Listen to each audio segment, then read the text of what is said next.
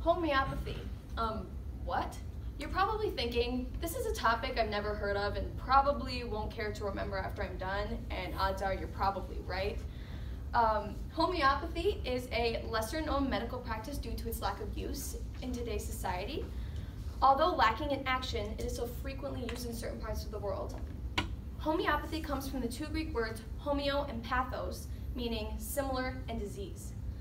The Gale Encyclopedia of Women's Health defines homeopathy as, and I'll try and go slow so you can understand, a system that is based on the idea that substances that produce similar symptoms of sickness in healthy people will have a curative effect when given in very dilute quantities to sick people who exhibit those same symptoms. Confusing, right? It aided the Gilded Age in its new perspectives on medicine and ways it can be improved despite its many contradictions. To get a better grasp of this certain type of alternative medicine, we will go deeper into the origin, practice, side effects, and contradictions that encircle it. And then that's just a picture of bacteria and viruses that can infect a person. So homeopathy became prominent in the late 1700s and early 1800s when it was first introduced by German physician Samuel Hahnemann, who's pictured there.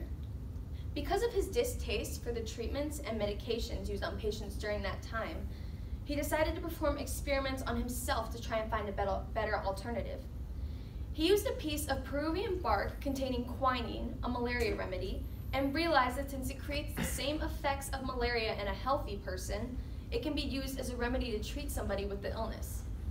This way of determining if a remedy is successful is still used by giving samples of potential cures to healthy persons and recording their results. From Hahnemann's experiments, he came to find that homeopathy is based on two principles, like cures like, and extreme dilution, as said in the Encyclopedia of Women's Health. Like cures like basically means that if a person has a sort of illness or disease, they will be treated with materials that element similar symptoms of said medical issue. The other principle, extreme dilution, is a more controversial topic that means that the more diluted the substance or cure is, the more effective it is. These two principles are put into practice as soon as the process begins. First, the doctors have to get a better understanding or a symptom picture, as it says in Majul's medical guide. However, they not only look at the diagnosis, but they also gain a better knowledge of the patient's symptoms before distributing the potential remedy. To find the right antidote for the person's sickness, they use the materia medica, which is the homeopathic pharmacopoeia, a list of remedies with their associated symptoms and uses. These so-called remedies come from natural substances, like from the animal, plant, and mineral kingdoms. These minimal doses are used to stimulate a person's immune system, thus allowing the healing process to begin. In Destiny of the Republic, Dr. Silas Boynton, James Garfield's first cousin, was mentioned briefly. He was a homeopathic practitioner who aided Lucretia and her mother and attempted to help Garfield as well. Bliss, being the stubborn man that he was, ordered Boynton not to interfere with his practices and treatments on the president due to his distaste in alternative medicine. Now I have a couple of examples to try and explain this use of alternative medicine to you guys.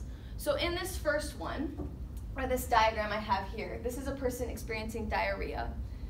So basically, they take a version of a laxative and dilute it as much as they can. Actually, they dilute it quite a bit to the point where there's not even a molecule left in it.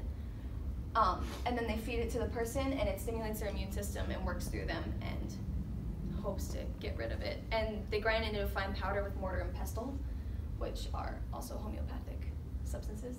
And then I have one more example that's not pictured, but on homeopathic.com, Dana Ullman explains that Alimium cepa, which is an onion, is used in another diluted form because it is known to cause tearing of the eyes and dripping of the nose.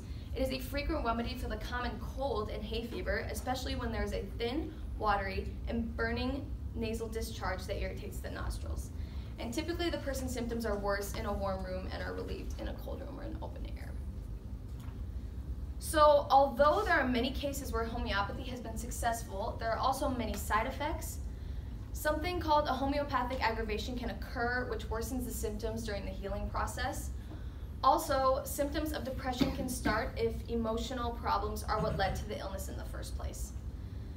To put it blankly, giving them homeopathic doses can make their symptoms worse depending on how they react to their specified supplements.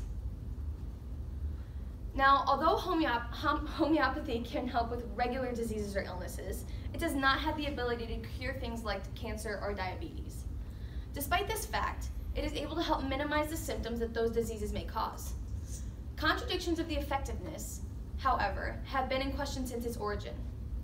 Many critics claim that there is no basis to support the claim that it works. However, there has not been a sufficient amount of testing done to prove that it does not.